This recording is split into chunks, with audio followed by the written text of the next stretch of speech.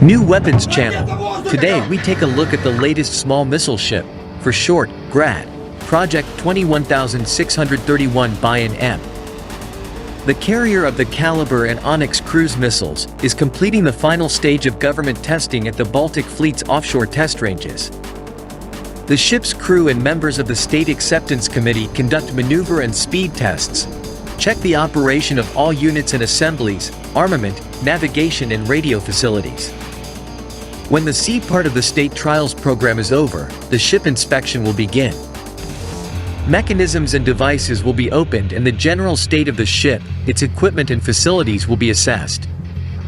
Then the naval flag will be hoisted on the ship and the Grad will join the team of missile ships and boats of the Baltic Naval Base of the Baltic Fleet.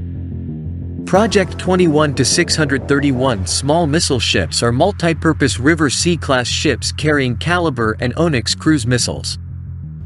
Designed to guard and protect the state's economic zone. Equipped with the most modern types of artillery, missile, anti-subversive, anti-aircraft and radio equipment.